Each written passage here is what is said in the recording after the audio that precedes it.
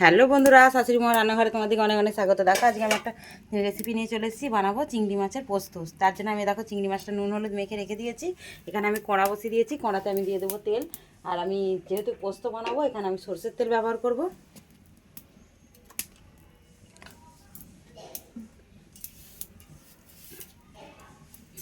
দিয়ে মাছগুলো তুলে দেবো।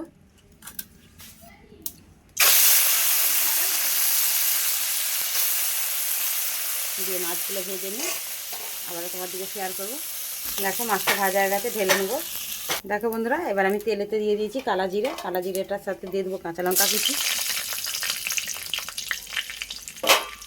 আর আমি এখানে দেখো টমেটো আর পোস্ত একসঙ্গে বেটে নিয়েছি, এটা আমি দিয়ে দেবো।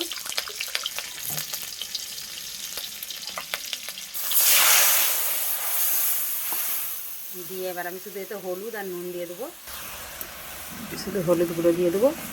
আর দিয়ে দেবো পরিমাণ মতো নুন।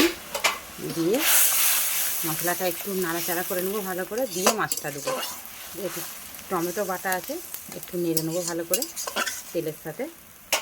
দিয়ে আমি মাছ, দেখো মশলাটা আমার হয়ে গেছে। এবার দিয়ে দেবো চিংড়ি মাছটা।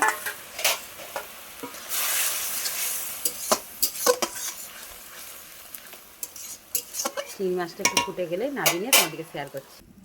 দেখো হয়ে গেছে, ঢেলে নিয়েছি। তোমাদেরকে প্রথম থেকে শেষ পর্যন্ত পুরো ভিডিওটা দেখেছি। কমেন্টে জানাবে আমার এই চিংড়ি মাছের মালাইকারি পোস্ত, চিংড়ি মাছের পোস্তটা কেমন লেগেছে। অনেক অনেক ধন্যবাদ।